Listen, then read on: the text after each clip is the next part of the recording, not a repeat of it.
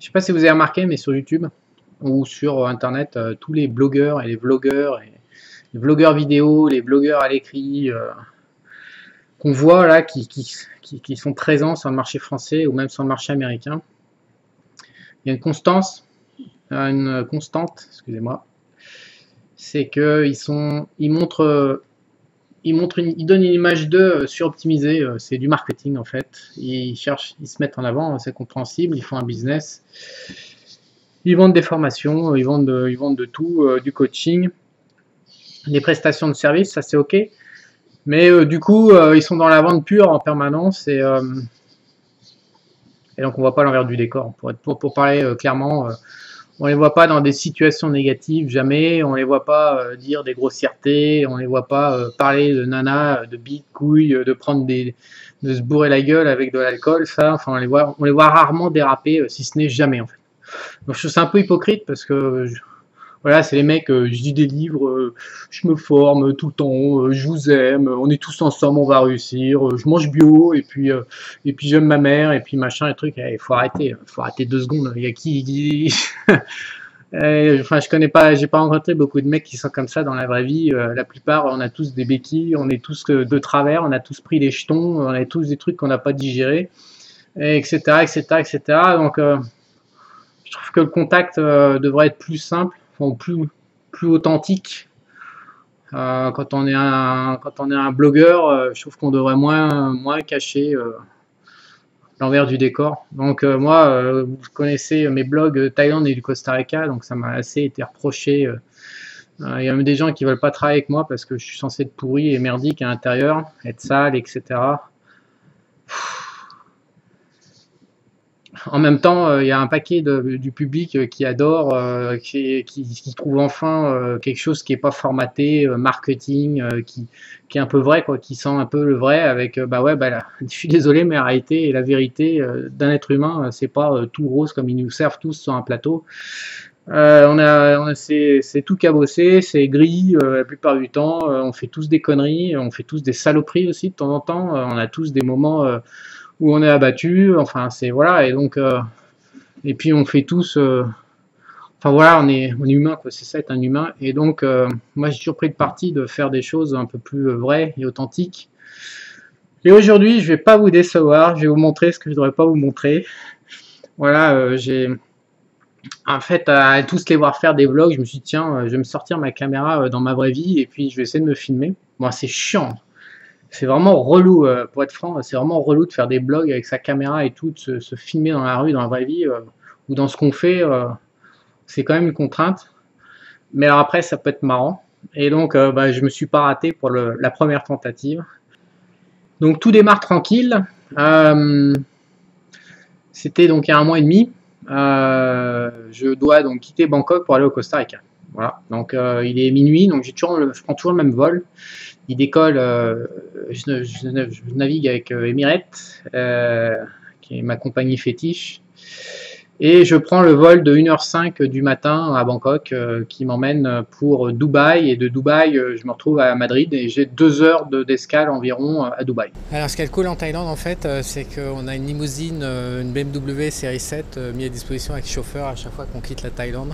Ils viennent nous chercher pour tous les trajets internationaux, et voilà, et en fait ils viennent nous chercher quand on rentre, quand on arrive en Thaïlande, on a aussi un chauffeur qui vient nous chercher.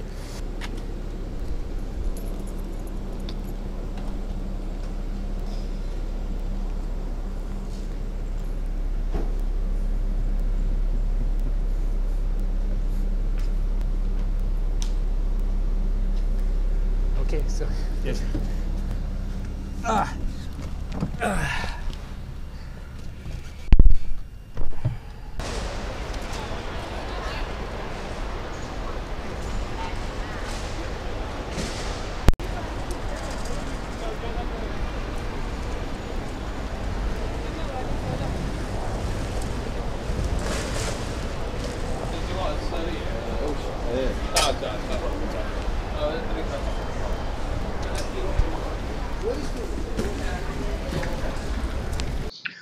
Bon, à ce stade, bah, tout est normal. via le VIP Elite Visa en fait, qui optimise tout. Donc comme on le voit, je monte au cul d'une limousine avec chauffeur au bas de mon immeuble et je me retrouve donc il n'y a jamais la queue en fait avec ce système. On prend le billet, ensuite on passe le fast track comme on vient de voir, avec une nana qui nous accompagne partout. On fait le tampon de sortie et on se retrouve dans un salon lounge. Généralement, quand je pars à 1h du matin comme ça, c'est assez ilotonnant, mais je dois habiter à 20-25 minutes de l'aéroport. Et en fait, en 35 minutes, entre le moment où j'ai quitté chez moi, je suis installé dans le lounge à l'aéroport. Donc c'est super rapide, il y a zéro force de frottement, c'est assez agréable en fait. C'est vraiment confortable de voyager comme ça, il n'y a aucune attente, tout est suroptimisé. C'est important quand on voyage comme ça longtemps, 22 000 km, 3 jours, c'est important d'optimiser tous les petits détails comme ça.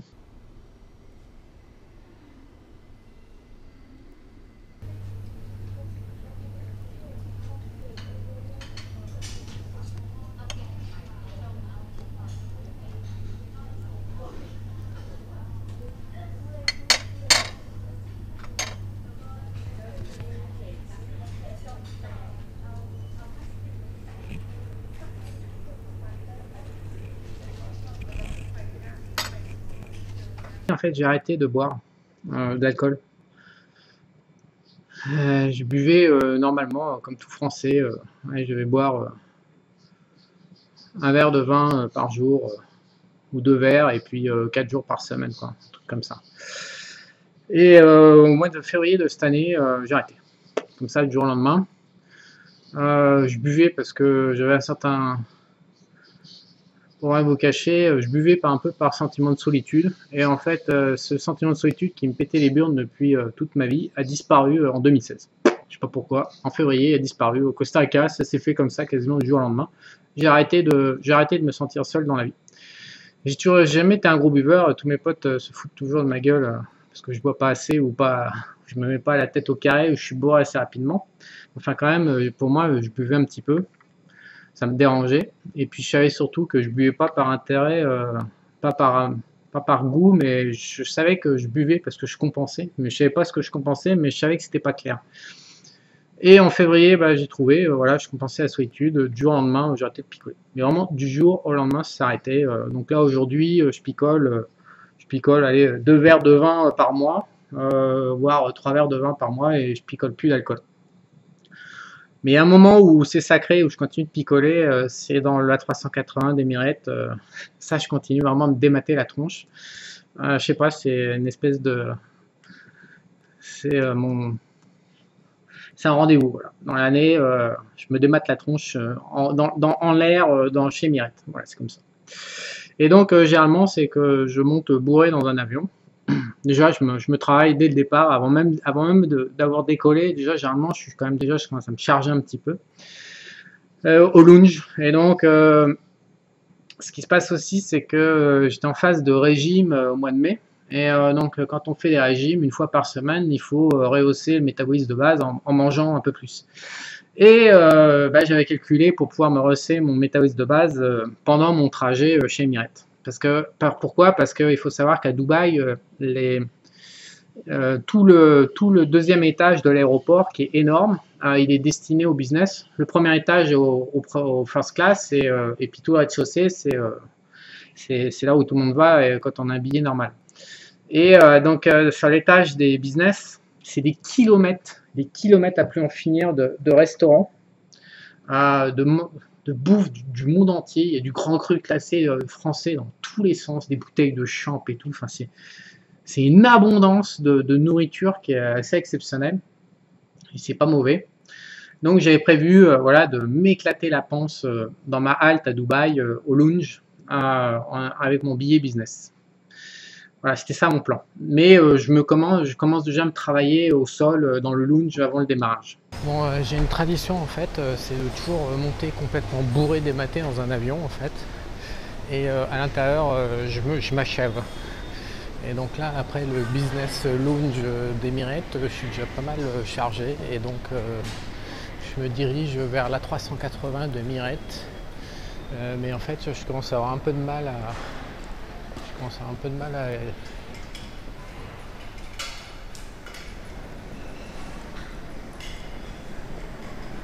à guider, à trouver la voie. C'est le problème en fait.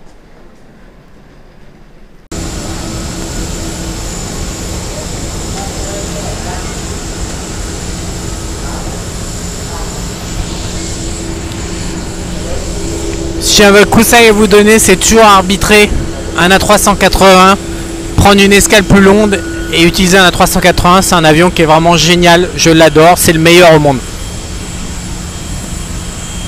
Mais oui, bien sûr, de repère, on y croit, on y croit. Allez, va rejoindre ta place.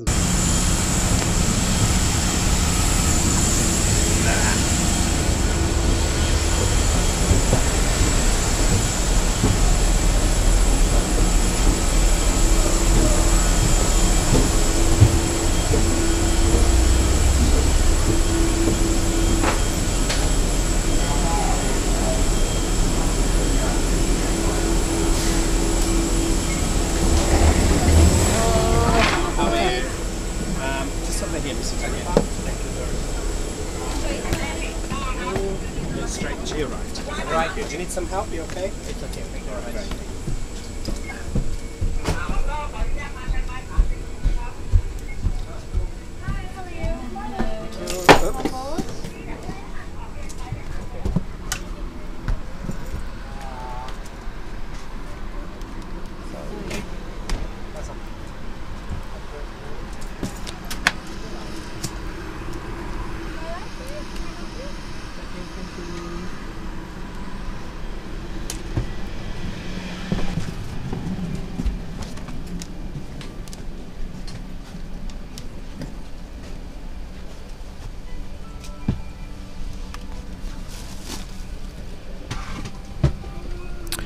Et voilà, c'est parti pour donc 6 heures Bangkok direction Dubaï, ce qui va m'occuper un petit peu.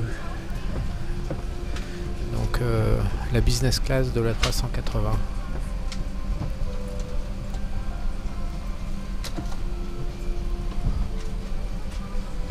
Pénard, champagne, du pinard et pouvoir dormir. C'est beau hein, les promesses. Ah voilà, donc ça c'est le truc qu'on peut montrer. Et puis en fait, c'est pas ce qui se passe. Donc au bout d'une heure, bien sûr, j'ai pas pu résister parce que pour moi, pourquoi je suis obsédé par par l'Emirates, la 380, la business class, c'est parce qu'il y a un super bar, c'est génial de voyager dans ces conditions. Et donc au bout d'une heure, on se regarde à la télé et puis aller au bar, franchement c'est tellement marrant d'aller picoler dans le bar de la 380 que j'ai absolument pas bu à ma place, je suis absolument pas resté, j'ai filé au bar. En plus de la picole, il faut quand même préciser tout l'arrière du bar avec donc des fauteuils pour s'asseoir et tout, et couvert de petits fours. Il y en a partout. Il y a de la bouffe partout chez Mirette. Et donc en plus de boire, on mange, ça s'arrête pas quoi. C'est impossible de résister à ce truc-là. Voilà. Donc au bar, fort heureusement, il y avait un autre mec qui était dans le même état d'esprit que le mien. C'est un Pakistanais. Donc on a commencé à boire. Et puis une fois qu'on était bien torchés comme des trous et qu'on racontait que des conneries, j'étais chercher ma caméra pour histoire de faire quelques rushs et prendre quelques souvenirs. Ensuite, ce qui se passe, c'est qu'on avait une Coréenne du Sud. Sur Emirates, ils sont censés nous servir des verres d'alcool avec une dosette, là, un petit verre qui remplissent avec d'alcool, puis nous le donnent. Elle, manifestement, ça l'intéressait pas trop, parce que son petit air de pas y toucher, elle a bien compris qu'on allait se péter la gueule, et ça le faisait marrer. Donc, au lieu de faire la petite dosette, elle a fumé la bouteille de whisky, donc elle nous servait des bassines de whisky, avec de la glace et un peu de coca, mais enfin, il y a plus de whisky que de coca dans le verre. Donc, à 10 000 mètres d'altitude, vu la vitesse à laquelle l'alcool passe dans le sang, et sachant que j'ai arrêté de boire depuis 4 mois, déjà au moment où j'étais chercher ma caméra, je commençais à vaguement aimer la terre entière et j'étais quand même complètement cramé. Mais look. Come in, my friend. What's your name? Hassan. Hassan? Yes. So you come from? Karachi. Karachi? Yes. Pakistan? Yes. And you travel in Emirates. Emirates. What you do in your life? I'm an event manager. Sorry? Event manager. Event manager? Yeah, For which company? for my father's company. Yeah. I work for my. You're moving also, so I can't really guess that if it's moving or not.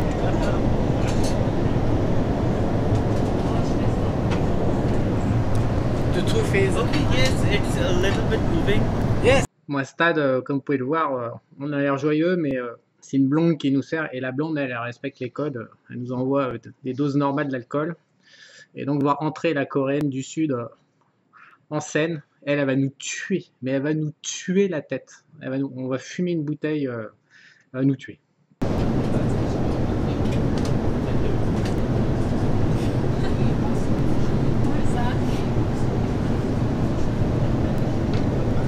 that song, like 11 hours to all your flights. Really.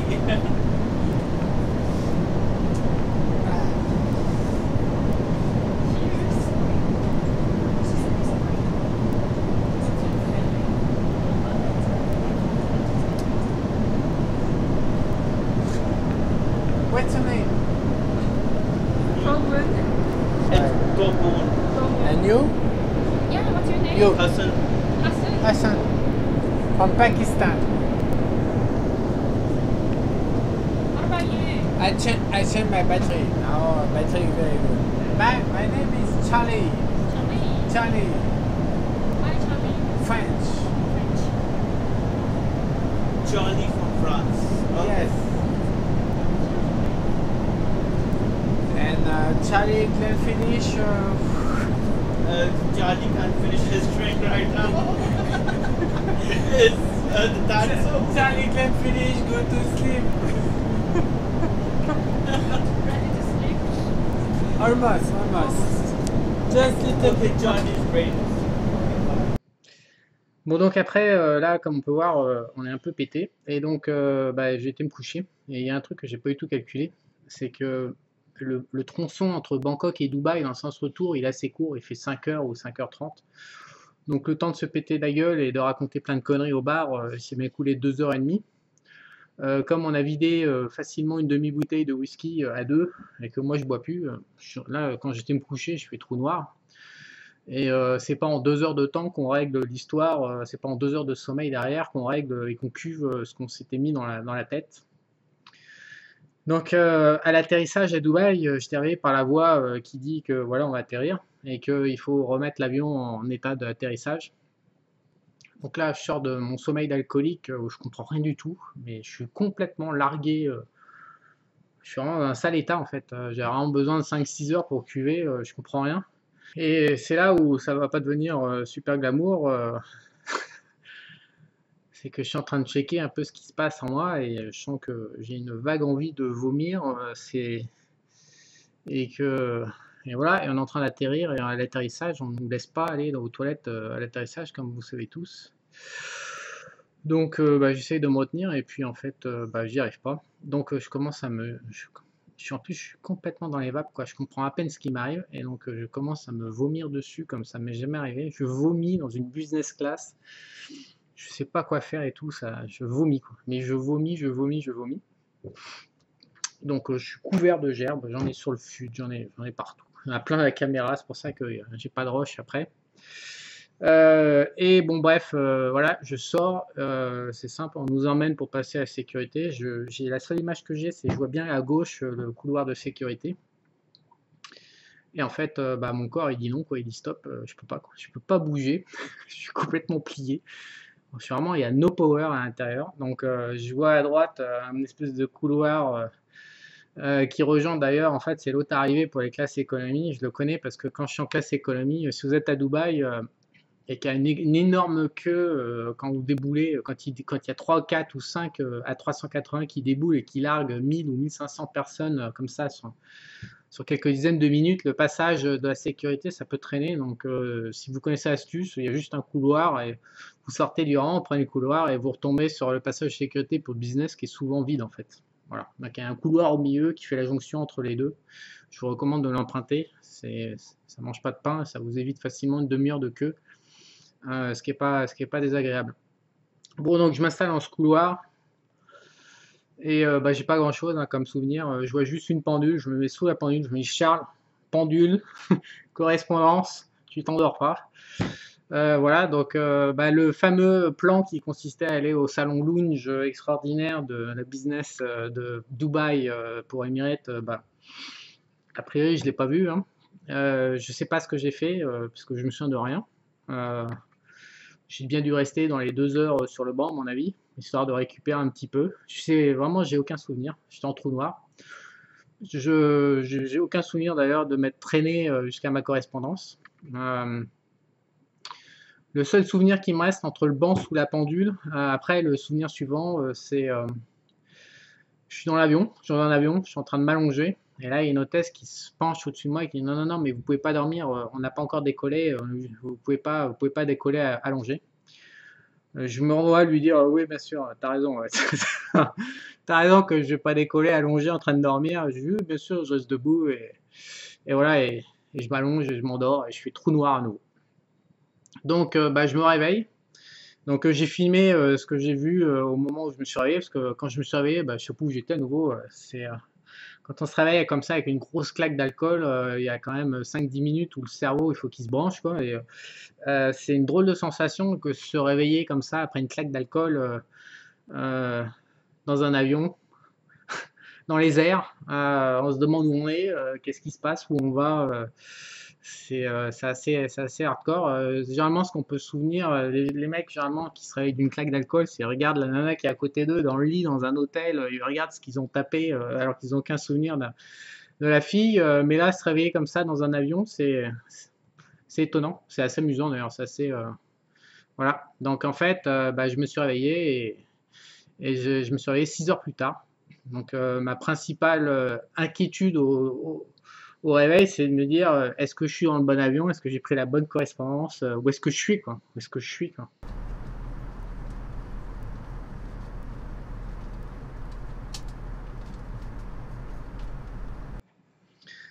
Et ben où est-ce que je suis? Je suis au niveau de l'Algérie en fait. J'ai fait Dubaï jusqu'à l'Algérie en trou noir et il me reste plus qu'une heure. Donc moralité, j'ai foutu, je sais pas, c'est 1800 € pour un Bangkok, Dubaï, Madrid. Et bah, je n'ai absolument pas profité. J'ai complètement foiré mon voyage. Je suis dégoûté. La vérité, c'est qu'au fond, je suis dégoûté. J'ai pas vu le lounge à Dubaï. Je sais pas ce que j'ai aucun souvenir. Enfin, c'est un gros ratage d'un de mes rendez-vous annuels. Maintenant, je fais plus que 2 trajets par an entre le Costa Rica et je fais 2 fois 2 mois au Costa Rica et 2 fois 4 mois en Thaïlande.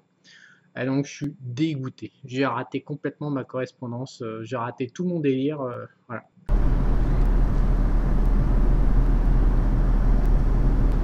no, they gave you one.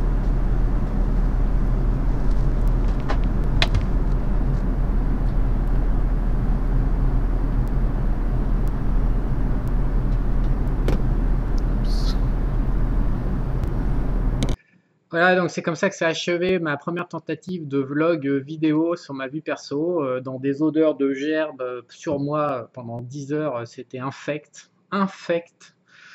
J'avais qu'une hâte, c'était arrivé à l'hôtel. Quand je suis monté dans le taxi pour aller à l'hôtel, j'avais honte, j'avais honte, j'avais honte dans l'avion, à la descente, j'avais honte, je sentais, mais à 3 mètres, j'étais vraiment, c'était vraiment pas propre. J'ai pas pu filmer tout ce que je voulais faire. J'ai pas pu profiter de tout ce que je voulais profiter. Donc ce premier vlog, je pense que je vais m'en souvenir assez longtemps. J'ai commencé à voyager en 2005. Et donc je me suis fait allumer en 2016. Voilà, en 11 ans, j'ai jamais vécu un truc pareil. Mon trou noir sur le banc pendant 2 heures à l'escale, avec incapacité de bouger. Franchement, c'était pas glamour à mon avis. Voilà. Moralité. Il faut toujours boire en fonction de l'habitude qu'on a de boire. Et quand on est en phase de réduction, il faut réduire les doses. J'ai pas réduit les doses et ça s'est vraiment mal passé pour moi. J'espère que mon blog numéro 2 sera en vidéo, sera un peu plus sympathique. Je vous dis à bientôt.